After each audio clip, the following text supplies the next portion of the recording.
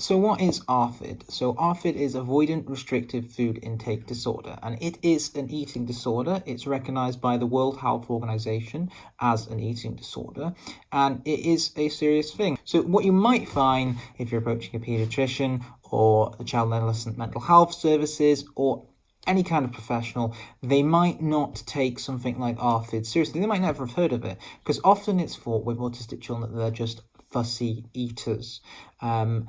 And in reality, that is an eating disorder. So what Arfid is it's an eating disorder where the person may have a very restrictive diet.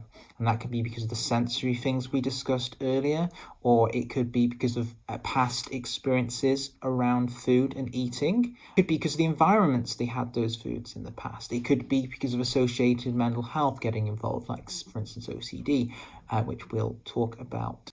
So lots of autistic people have restrictive diets. So when is it actually considered a disorder? Well, it's considered a disorder when it causes psychosocial impairment.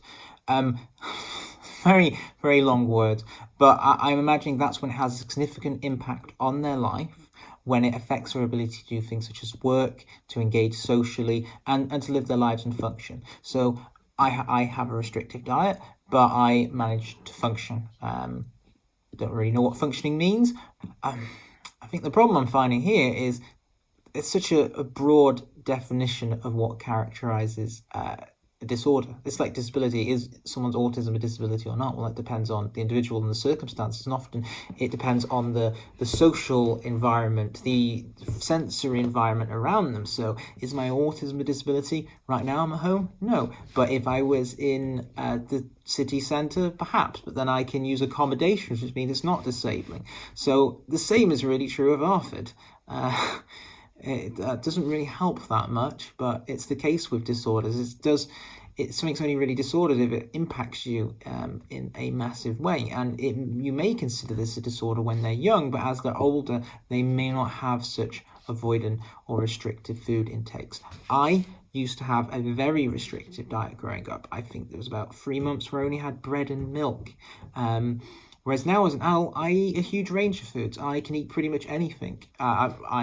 I'm vegan, so I have a limited diet, but I can get vegan anything now. Within 5 minutes, there's probably 10 different places that do vegan cake, and that's without casting in Deliveroo. I can get vegan cake. What I'm trying to say, in the past, I had a very restricted diet due to sensory difficulties and also OCD.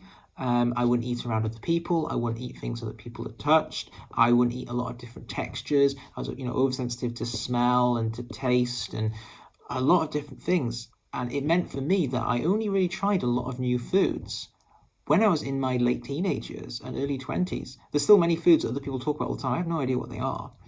But now I can actually try them if they're the vegan version. So what I'm saying is that restrictiveness can change, because as I got older, I had more control and I was able to slowly introduce myself to new things through one of the methods we're going to talk about. So I kind of did the chain method, where I had a little bit at a time and slowly had more and more and more, got used to the taste. So I actively got foods that I didn't particularly like and conditioned myself to like them. Now, I'm not saying you can necessarily condition your child like that, but I had control over it. I was aware of what I was doing, and I was aware of those kind of boundaries and how much to push myself. So what causes Arfid? So Arfid's caused by the sensory things, like we mentioned, and that includes interoception. It's caused by a lack of interest. So that could also be sensory. Someone may not be getting enough stimulation from their food and thus might not want to eat it. So actually adding extra sensory information could help that individual. Stress around eating. For me, eating was very stressful. That had a sensory element, all the other people, all the different smells, but it could be a different kind of stress. It could be fear. They could be afraid of what's in the food, or there could be associated mental health, or it could be fear of sensory things, like those interoceptive sensory things that we mentioned, like their stomach upsetting or needing the toilet. It could be anxiety. It could be those past experiences. We've mentioned mental ill health as well.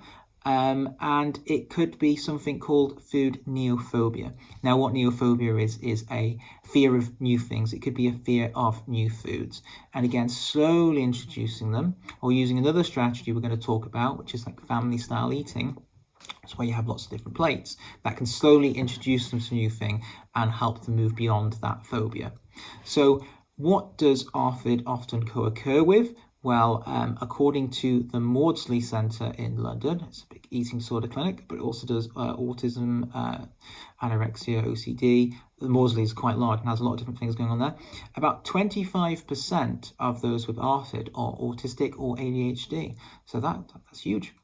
We've also got about 15% have an intellectual disability, and lots of people with anxiety and anxiety disorders like OCD, and a few others that have physical ill health, such as things like gastroenteritis. Hopefully I said that right. So what can you do if your child has any of these eating disorders? You can contact your local eating disorder service, as Arfid is classified as an eating disorder. Okay, so don't be fobbed off by health services. Don't be fobbed off by professionals that say they know. This is a registered eating disorder. It is not fussy eating. It's not lifelong. It's not your fault. And it definitely is treatable and a recognised disorder.